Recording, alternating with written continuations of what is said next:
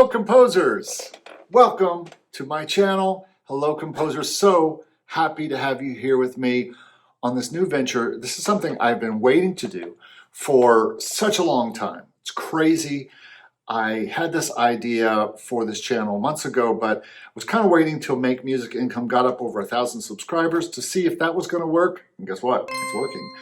But the thing that I see that's missing inside of all of this kind of stuff that you see on the web, all the kind of production sites, all the kind of music sites that talk about how to make music income or licensing or all these things.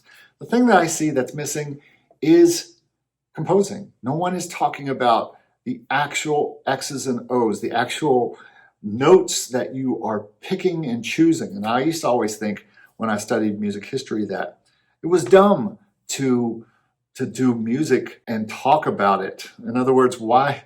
I've heard it said talking about music is like dancing about architecture. It just does not make much sense. But I think I find a lot of people really are having issues rather than just going and grabbing a bunch of loops and throwing them into a DAW and trying to mess with music that way. I think a lot of people need to know actual musical ideas, actual musical possibilities. And so what I'm going to do with this channel is every video, I'm going to start with a song that I am putting into use that week or at that time. In today's case, it's a song called The Right Path that I wrote a few weeks ago to put up to stock music libraries, specifically and completely ripping off my friend Stevie B and his song Business Mastermind. Now, this song doesn't end up sounding much like Business Mastermind, but it does use some of the similar beats and stuff in the production. In the composition, it's a little bit different, and I'm going to talk about that today. But first, we need a warm beverage.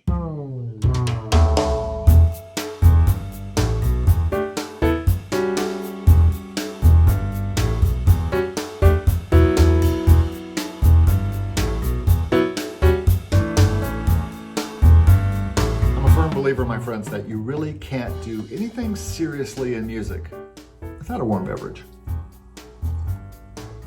or some kind of beverage. All right, so let's talk about this song, The Right Path. You heard me playing a little bit of it at the beginning. What I want to show you is the reasons I came up with the chords I did, and also I want to show you a little bit about the arrangement before you hear the song, the full song. I'm not going to do a lot of comparing about my song with Steve's, but I do want to talk about something in corporate music that you see a lot. If you've ever wondered how to make corporate music, or you've thought about it, or you've examined it, you probably see it's pretty simple. 4 chords. And I'm going to play in the key of C because the key of C is the best key that there is. No, the key of C is important because my name is Eric Copeland and C stands for Copeland. No, still not the reason. The reason I play in C a lot is because I kind of learned how to play piano in the key of C, but also that my voice as a baritone seems to top out about C, D, or E. And so at the top of a lot of songs, it's about the top of my voice. So the key of C just seems to be my key a lot of times. In corporate music, you will usually find that people are using 4 chords. Usually a 1, a 5, 6, and a 4. And this is pretty much general pop chords too.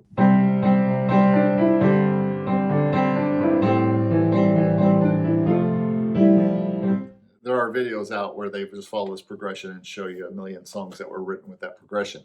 But corporate uses them too. And sometimes, in the case of Stevie B's Business Mastermind, he uses those 4 chords and only those 4 chords over and over again, using builds and things like that in order to take the song to the next level and to different levels.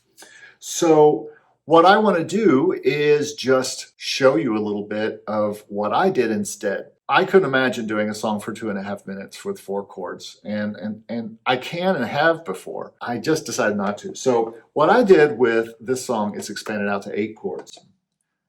C, F, kind of a 1/3 or C over E, and then kind of a G sus, 5 sus, and then 5/7, or in this case, G7/B. Kind of a double sustain on C. And back to 4 or F and 5 on the G. Now, you have to excuse me, I talk a lot in numbers because I have done most of my professional work in Nashville, and when I found the number system, it just made so much sense to me. And I think in numbers, I write charts in numbers, even though I'm a keyboard player, which is weird because most time keyboard players or piano players will write in chords. I write in numbers.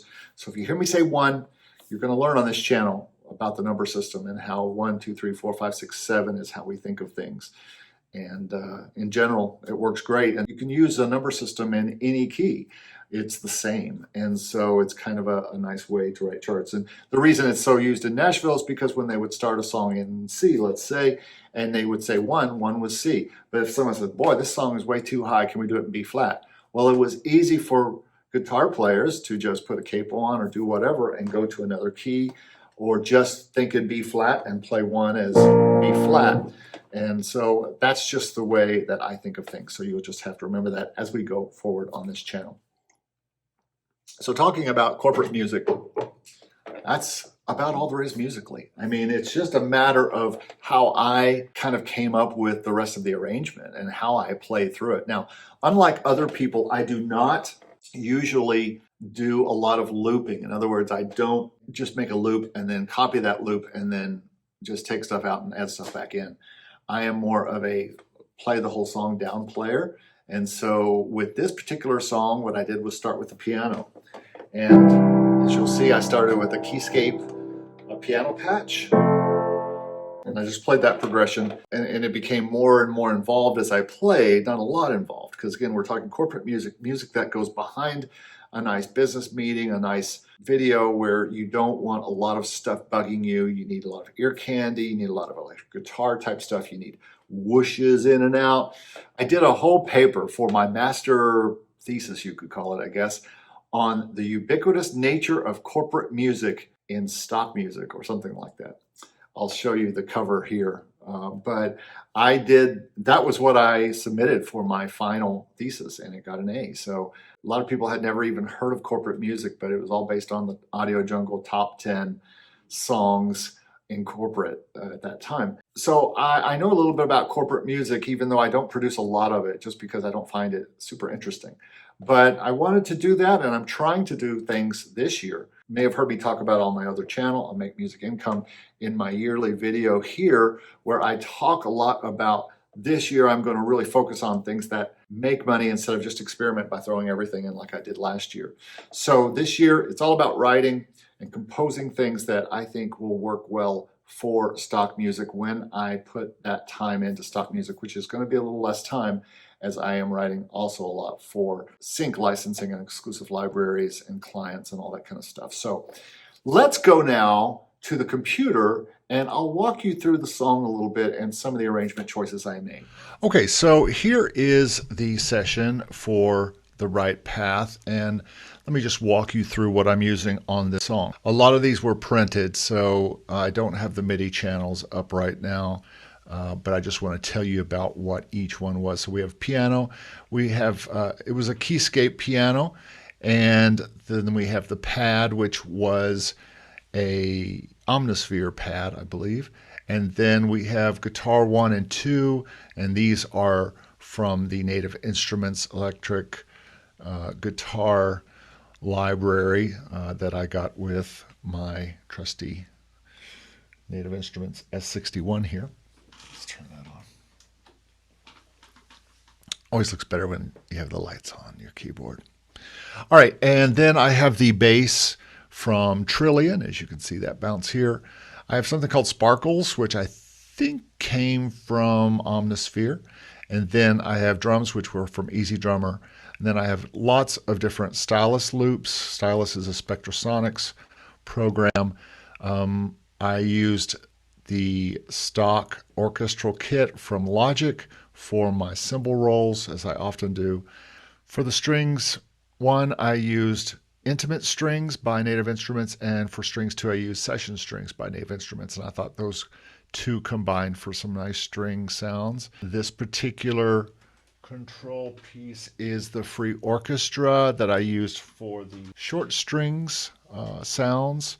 And this is by Sam, a really good free plugin that I like to use. This is the native claps and snaps out of Logic. And then these are the other stylish loops. So let me take you through the song and you can see how things come in. You'll see the piano pretty much plays the whole way through, and you can tell by just looking at the wave that it very much gets busier and then comes down and then gets busier again and goes down. And I played this in first, right with the click. And then I just copied that for the pad and added the pad in behind that, and then put in the guitars. And I believe then I did the drums after the guitars, and then I did the bass. Usually what I will do is piano or guitar, whichever one is going to be the first instrument, and then I will do drums and then bass in that order. So let's play it through, let you hear the song. I'm going to disappear and let you hear what this sounds like. Here we go.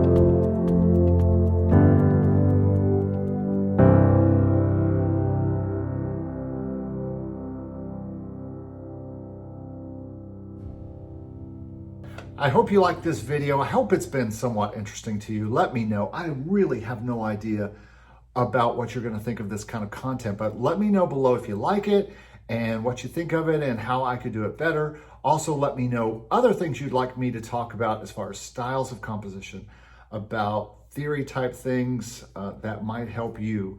And the next video I'm going to do, make sure you subscribe, because the next video that I do is going to be based on modes and how I wrote this song for a theory class by using modes in 2 different keys. Sometimes these videos are just going to be little experiments that I did and then the song that came out of them. And the next video has a complete music video that goes along with it. So make sure you subscribe and be here for that. Thanks so much for watching, and we'll talk to you next time.